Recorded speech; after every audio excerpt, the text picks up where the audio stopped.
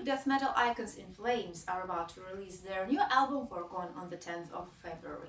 4 released singles have already hyped fans up beyond limits because it became pretty clear that the band really decided, finally, to turn back to their old-school musical roots. So let's go and find out how much In Flames succeeded in creating one of their best records in over a decade. Well, if you expect the beginning of all things that will end to be a kick-ass opening metal track, hold your horses and get some acoustic instrumental first.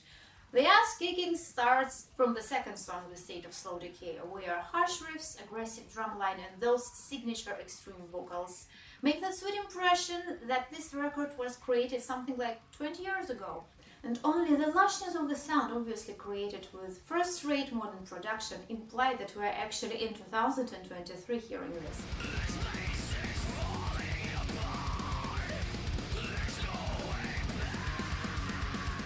This impression is only enhanced in the next song, slower but not less heavier, groovy Meteor Maker, where again avalanche of riffs and distinctive drums shape the major soundscape of the whole song. And by the way, from here and further, I need to say that these two aspects are the major driving force of the whole album, with some twists here and there.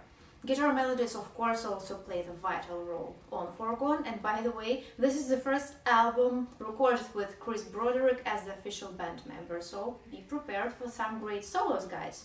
For example, in the next song, Bleeding Out, which is weaker than the previous two, guitar solo combined with a curious rhythmical pattern in the bridge really saved the song from becoming a filler, in my opinion. The title track has two parts, and these two are really Foregone in a nutshell, because on one hand there is rageful expressiveness of blast beats and sinister guitars, and on another hand there is hypnotic, waltzing, swirling melody where acoustics play equal role with the heavy stuff. And solo on Foregone Part 1 is my favorite. It's so uplifting for this hymn of doom. It's like a lighthouse in a storm.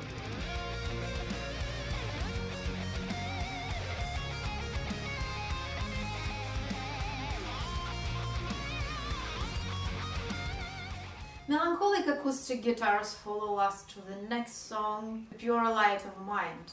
Calm ballad with a catchy, tragic tune and with soft vocals reminding of Imagine Dragons or something like that. But hey, the song is great, and remember it had blast beats a couple of songs ago. That's it, that's the dynamic of the album. This is old school In Flames meeting new era In Flames, and that's wonderful. This is like killing all the sparrows with one shot in one album. And for those who are here for old school stuff only, consider this song as the one for taking a breath, because you will surely need this for the banger of the year, which is The Great Deceiver. Already ass-kicking beginning escalates with several tempo twists into a breakdown with a solo, and I'm really curious if Joey Tempest is glad to be right.